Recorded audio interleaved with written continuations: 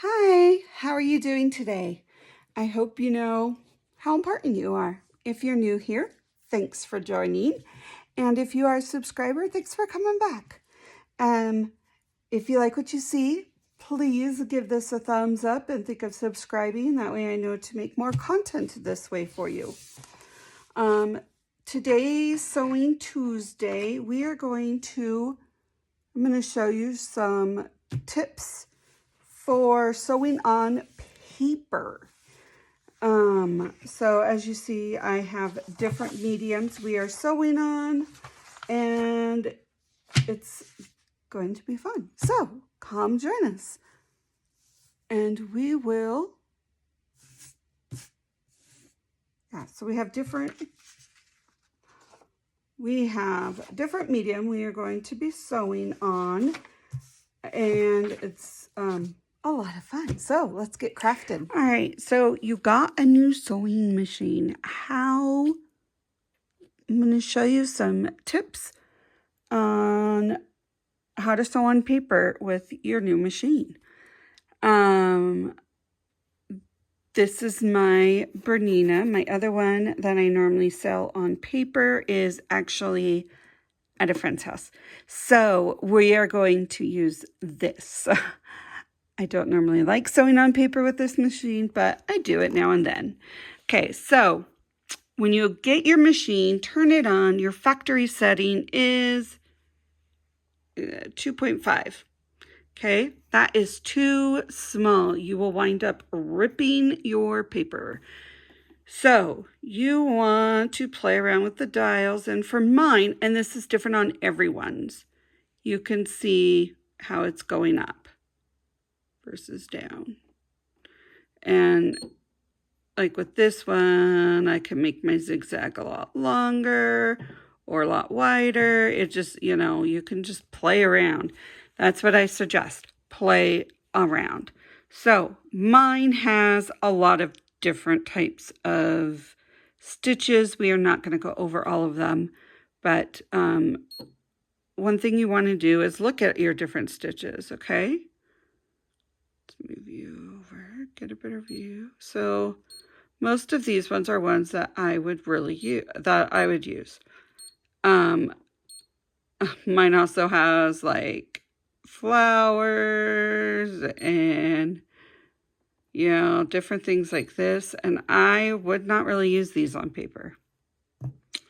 You can if you want, but it's not something I would normally do. So I'm going to move you around and show you how I go about learning like what I want.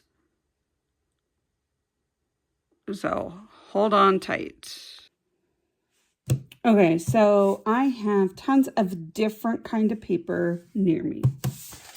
We are going to start with regular copy paper. Now, this is the same weight as copy paper. Actually, I don't know where my copy paper is. So I am going to, what I would suggest is, I'm going to go up to 3.5. You want to at least go that far when sewing on paper so it does not rip your paper. And I'm going to sew just a tad.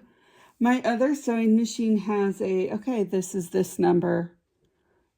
Number 101 is straight. 02 is a different one, is zigzag. This one just says 1 for straight stitch.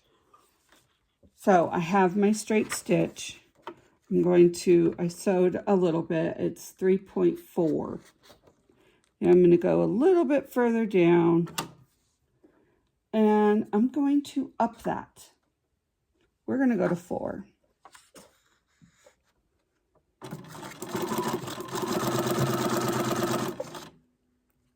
Okay. And now I'm going to lift that. I am going to go down a little bit further. And I'm going to up this up to, say, 5.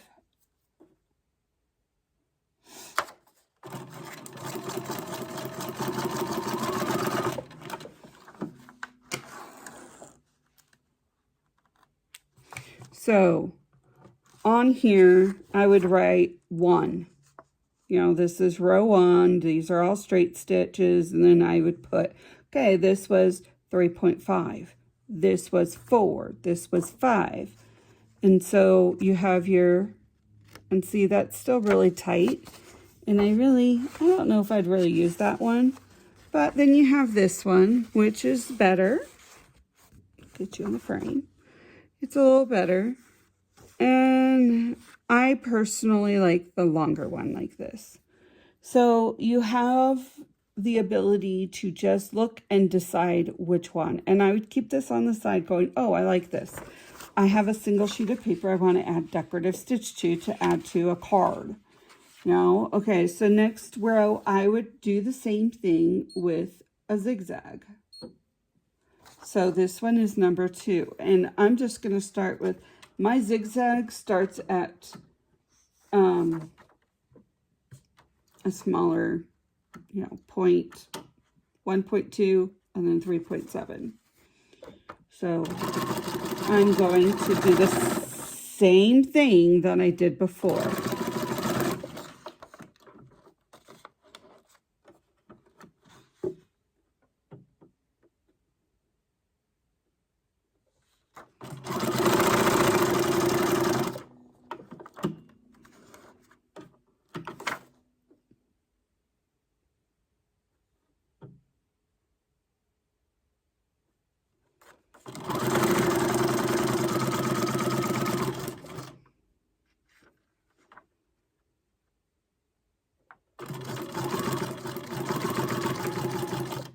The difference with a zigzag is you can manipulate the length of this zigzag. So you can manipulate this length and the width. So you want to play around with both to see how you like both. But as you can see, it goes smaller and then bigger, and you get the gist. It's about what I do. So I would do that with the zigzag, the other, and do it with other sets. Let's play around here. I'm going to go with the number 3 and see what that looks like. Just to see. I'm leaving this at what the recommended, how it is when it comes off.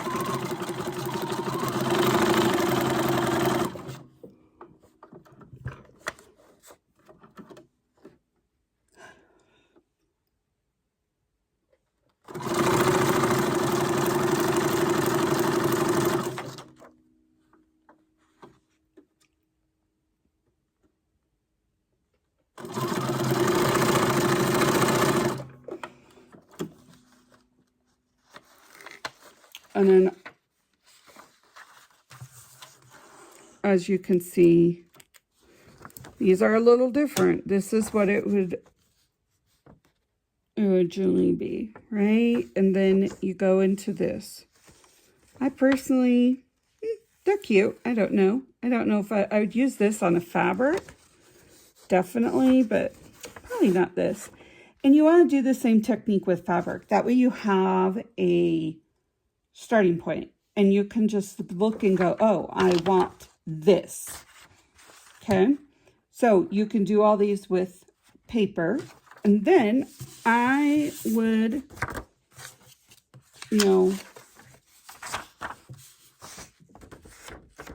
book page is a little different. It will look a little, let's go back to number 1. We are going to go all the way down. We're going to go to 3.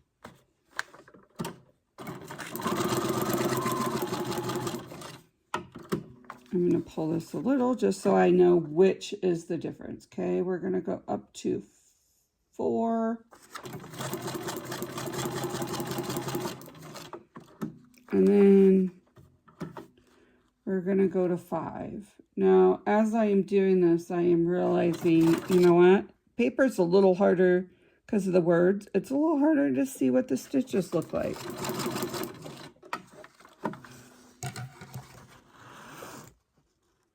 I mean, it's doable. You see your little one. You see a little bit looser and then a little bit looser. Let's see if it'll change with the zigzag. Okay, this is the bigger zigzag that I used on, that's the bottom of this one.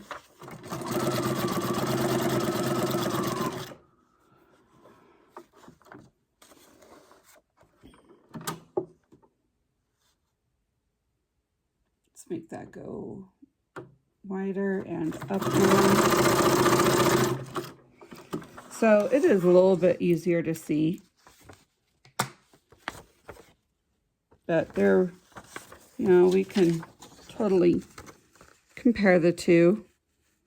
This is that this one is down below. And see, it's a little different, which is why I would suggest doing this with each medium you use. We're gonna now do this on regular chip cardstock. If I can get this to the number 1. There we go.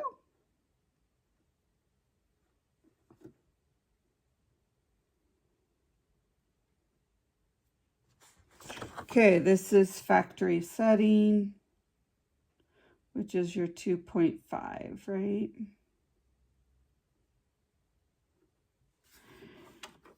Around there.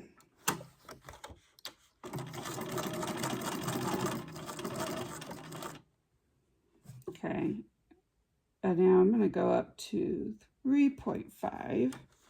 We're going to put that little bit of a space in between so I know what it looks like, which one, you know. And we're going to do the same little space up. We're going to go up to 4 something.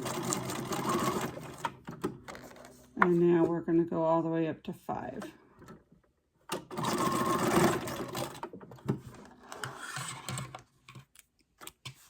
So you can see the difference. It's not as easy with straight stitches, but you can totally see what the difference is. But here is the normal for zigzag.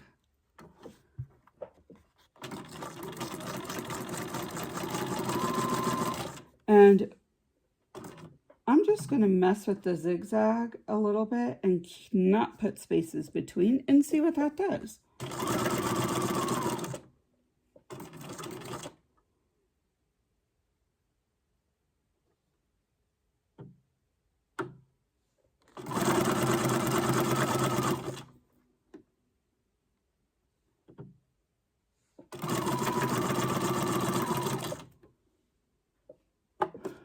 So with this one, I'm going to make it way wider and make the zigzag part going in more.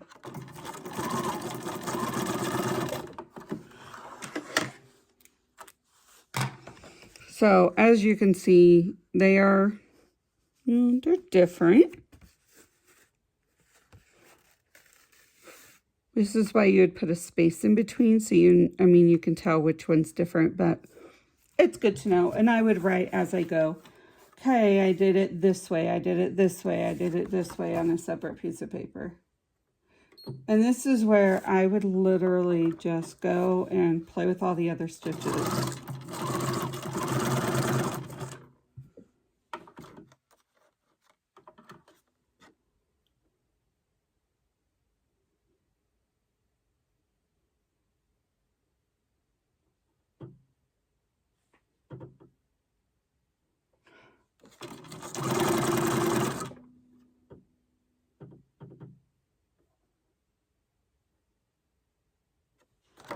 Just so I could see what's what.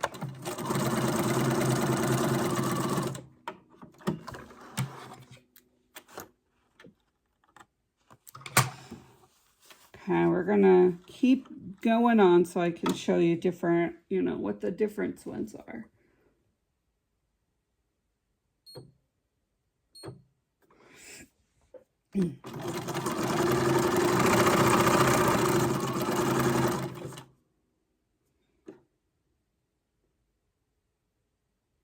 So this one, it's already at the widest it will sew. But we can change the length of making those a little wider.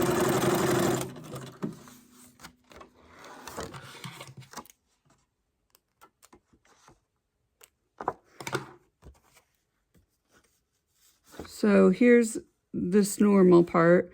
And then these are a little bit longer than what this would be. So it's not too bad. That would be fun on a card.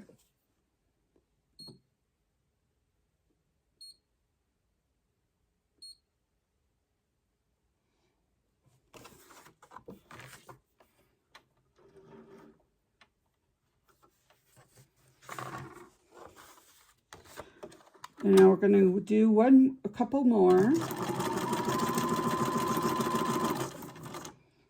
Okay, and this one, I'm going to make this a little bit smaller than what, actually a little bit longer than what it is, and a little bit wider.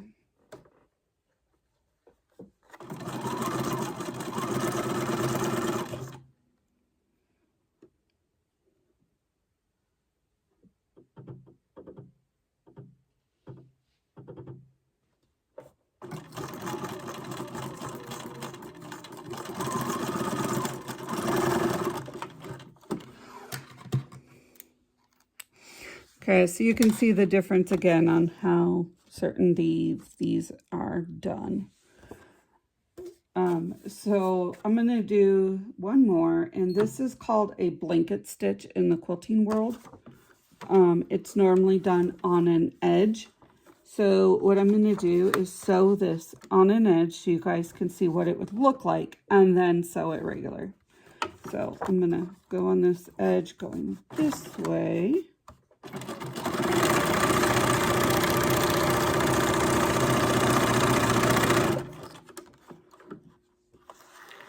I'm going to sew right next to it with the same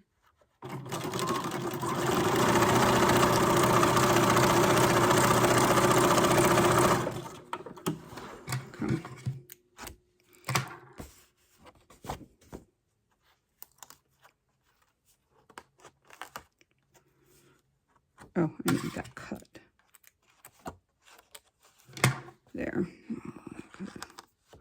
Okay, so that's what an edging of it looks like, and that's normal. Oh, sorry. That's the edging of it, and that's normal. So you want to go through and see what would look good, what would the sizing, all that kind of stuff. And I would do the same thing with fabric. So thanks for joining me. If you like this, please give it a thumbs up. That makes sure I know that you enjoy this type of content, and I can do more tutorials this way for you. And I will see you guys next time. Thank you. Bye.